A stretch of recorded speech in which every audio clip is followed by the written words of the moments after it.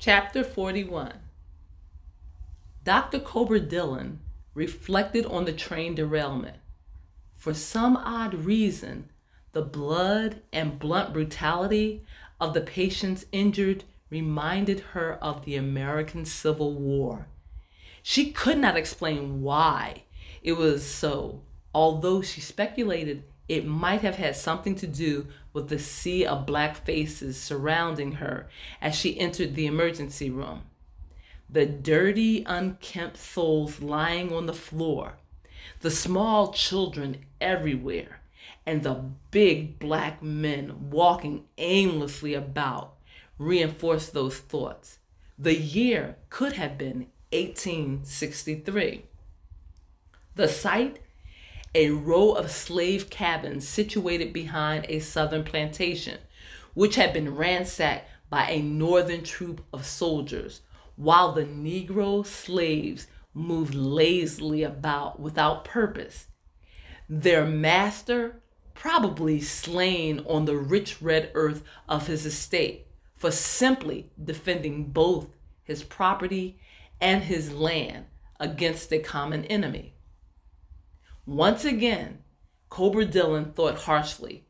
White people were being forced to come to the rescue of the Negro. Again in history, they needed help. But this time around, Dr. Dillon was reluctant to give it.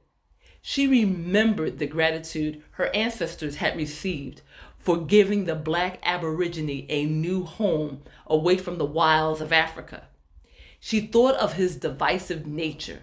He had inspired a civil war, a war that pitted brother against brother, countryman against countryman.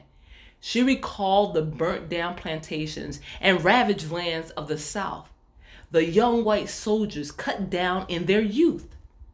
She also remembered the outcome of the Civil War. It had stripped her southern land of its riches and respectability. It had exposed her family to the northern carpetbaggers. It had labeled her people racist. Now, more than a century later, she was being forced by hospital rules to attend to the wounds of the Negro. The trauma bay was full of them. The plastic surgeon refused to conceal her unwillingness to help. She wouldn't allow her face to lie or her principles to slip. Once again, she thought as she grabbed a medical chart and moved towards her first patient. Society was mandating her position in life and how she should act towards another race of people. Cobra Dillon also did not try to hide the inked edges of the Confederate flag that seemed to wave proudly on her upper arm. However, the blue scrub top she wore did conceal most of it. The colorful half-sleeve tattoo represented her Southern beliefs and the surgical alumni she now belonged to.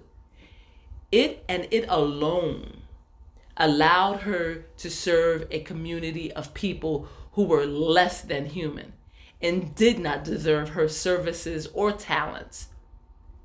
Thank the Lord, she was able to choose most of her patients, the reconstructive surgeon thought brightly as she fixed a patriotic smile on her face and greeted her first patient.